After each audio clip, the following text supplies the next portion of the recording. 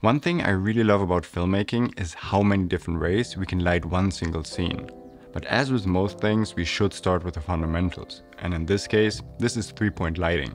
Three-point lighting can not only be useful for shooting interviews or filming a talking head like this, but it can also function as a base for all kinds of narrative work, short films, and cinematic sequences. So in this video, we will learn what the 3 points of lighting actually are, where to place our lights, what's the purpose of each individual light source, and how to achieve this high production value lighting style. For our first example, I set up an interview, and this is one of the most common scenarios where we can use our 3-point lighting.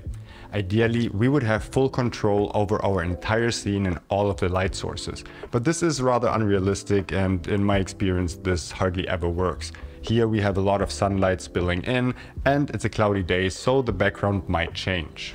As our model for today, we have Carla, and she's going to help us demonstrate the 3-point lighting. And now let's start with our first step. We have a saying, and it says we're lighting spaces, not faces. And that means that we need to consider where we are, what is our location, and where is our natural light coming from. Here you can see we didn't turn on any of our lights, and this is just the natural light in our scene. And this is obviously way too overexposed. So the first thing we're going to do is we're going to expose for the background. So let's add in some ND filters. I think this is a bit too dark. So let's up it by here. And I think this is a good exposure for our background. As our first point of lighting, we're going to introduce our main light, or also known as key light. And here we're looking for two things. We want to have a large and soft light source. Especially when lighting faces, we want to achieve a very soft and pleasing light, opposed to a hard light that is casting a lot of unnecessary shadows and therefore also exposing some wrinkles or blemishes and imperfections on skins. One of my favorite key lights is the Intellitic Mega Light Cloth 2.0, and this is a really large light mat that is also soft and very powerful. But don't worry, you don't have to use such an expensive light to get a really nice and soft output. You can use a CUB light with a softbox or light mat or any other lighting method. But this would be a topic for a different video entirely. To achieve an even softer light, I even double diffused our light mat by adding another layer of diffusion. Now let's turn on our key light. And right now I only have it on 1% to just place it in the direction where I want it to be. And here we're looking for it to be as close to our subject but still being out of frame. And I also place it in around a 45-degree angle coming from one side of her face. And this gives us a nice wraparound lighting and also has a really nice highlight to shadow roll off. Right now our light is at 1% and we're going to crank it up to a level where we are satisfied with it. Since our light is so powerful, we're currently at 7%, and this is the right ratio where it still looks really natural, but her face is really evenly lit. And by placing the light in a 45-degree angle towards her face, we achieve something that is called Rembrandt lighting.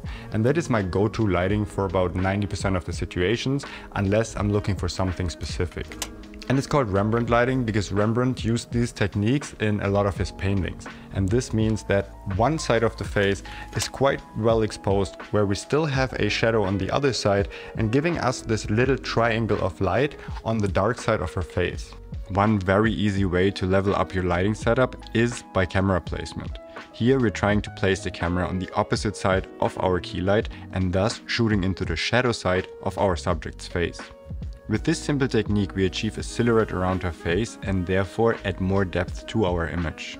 If we were to place our camera on the same side as our key light, our subject's face would look really flat and boring, and our entire image wouldn't look as high quality as it does right now. There are of course exceptions to this rule, and some scenarios call for a more frontal lit scenario and a more flat lighting, and I will show you some of these scenarios in the very near future. So if you're interested in those, make sure to hit that subscribe button and activate the notification bell to always be notified. As our second point of lighting, we're going to add a hair light or key light. And this light will act as a way to separate her from the background, giving her a slight silhouette. For this light I'm going to use a Joon 5-ray f100, and I really like using small light tubes as a hair light because they give a nice wrap around our subject and they're really lightweight and we can rig them up high above our subject. The Joon light is also really powerful and it comes with built-in barn doors, and that helps us shape our light source, which is a huge bonus when adding a hair light. And I will link all the equipment that we used for this video down in the description below. One thing we want to look out for is that all of our light sources are motivated by natural light. For example, we see a huge window on our camera left. So here it would make sense if our key light would have been placed on the opposite side, because we want to mimic that the light is coming from a window on our camera left. Here we are also trying to match the color temperature. I set the color temperature of our light mat to around 5600 Kelvin so that we match the light coming in from the outside. If we were to put this to 3200 Kelvin, for example, it wouldn't really make a lot of sense and the viewer wouldn't really know where this light is coming from when it is way warmer than our outside light. Same is true for our hair light. Here we have a practical lamp in the background, and as you can see, this practical in and of itself isn't strong enough to do anything to our subject, and it doesn't really add a rim light on its own. But with our rim light, we're going to mimic a light source so that it looks like it's coming from the practical in the background. Also known as our hair light or rim light is being motivated by the practical in the background. Here I'm going to use a light stand and a boom pole to get our light out of frame. So we can just angle it high above her and we can place the light stand just out of frame so it's not visible for the viewer. Here we're going to boom our rim light in around a 45-degree angle coming from behind. So now we created this silhouette on her arm as well as on her hairline. But in my opinion, it's way too strong right now, so we need to dim this down. Now we're just giving her a slight edge light. And here we also want to make sure that we're not spilling onto the dark side of her face, but we keep the light on her shoulders as well as her hair. And this is where the barn doors of the Joon light come in really handy, because we can angle it away from her face and avoid spill that way. Right now the color temperature of our rim light is set to 5600 Kelvin, and that really doesn't make a lot of sense because, as I've already mentioned, we want to have it motivated by the practical in the background. And the color temperature of this is around 2700 Kelvin and it's giving off this really warm light. So here we're going to set the color temperature all the way down to 2700 Kelvin. And now our rim light looks a lot more realistic than it did before. So now we have 2 points of lighting. We have our key light and we have our rim light. But we might want to add a fill light or even a negative fill. Depending on the location we're in and the story we want to tell, we might want to either increase the contrast on the shadow side of our subject, or we want to take away some contrast and add in more light. And this is either called a fill light if we're adding light, or a negative fill if we're taking light away. When we want to add more light to our shadow side, we can just use another light source like an LED mat or a light tube. But in a lot of cases, this is actually unnecessary, and most of the times it even adds too much light. So here a much easier way is to just use either a bounce card, a reflector, or something that is just white and reflecting light. And this could even be a white bedsheet or a white hoodie. And here all we need to do is position our bounce on the opposite side of our key light, reflecting our key light back onto the shadow side of her face. And here is without the bounce and with the bounce. As you can see, the dark side of her face gets a lot brighter. Me personally, a lot of the times I actually like my images to be a bit more moody and dramatic, thus increasing the contrast, especially on the shadow side of her face. And the way we can do this is with a negative fill, and this is called a fleck or a floppy. But again, you can use a black bedsheet or a black hoodie, anything that absorbs light. And in a larger location, you probably need a larger source of negative fill, and this could be a black duvetine or a couple of flecks stitched together.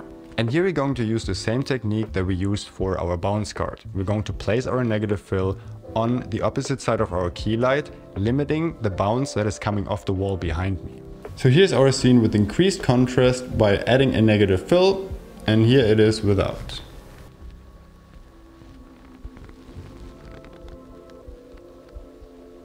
Looking at our final image right now, I think it's a bit too bright because the sun has changed and it has filled up the room a significant amount more. So let's actually adjust for this. Let's add 2 stops of ND more and then increase all of our light sources. First, we're going to increase the output of our key light. And then we're going to adjust the power of our rim light. And here I think this looks a lot better now. And there you have it. This is our 3-point lighting. Our first source is our key light to illuminate our character's face. In a lot of cases, I go for Rembrandt lighting, placing our light in a 45-degree angle to get a nice roll-off from our highlight to shadow side.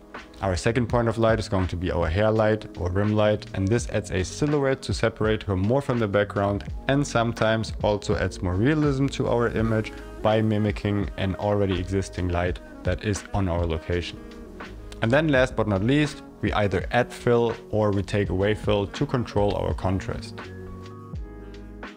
Just like I mentioned in the intro, 3-point lighting isn't exclusive to interviews or talking heads. Even if you want to shoot a more cinematic filming looking scene for a narrative project, for example, you can still use 3-point lighting in everything that we just learned and apply this to any other scene as well. In this scene we have color reading, and here we can apply the same principles that we've just learned. We're placing our key light on our camera left, having it motivated by the window that we can see in the frame. Our second point of light, the hair light, is being motivated by the practical in the background. And then, just to add a little bit more contrast, we're also using a flag on our camera right. So here we use the exact same techniques in a completely different scene. And there you have it. This was my tutorial on 3-point lighting. I hope you enjoyed the video, and if you did, then please give it a thumbs up, because this would really mean a lot to me. What would mean even more to me if you were to subscribe to my channel and activate the notification bell to not miss any future uploads.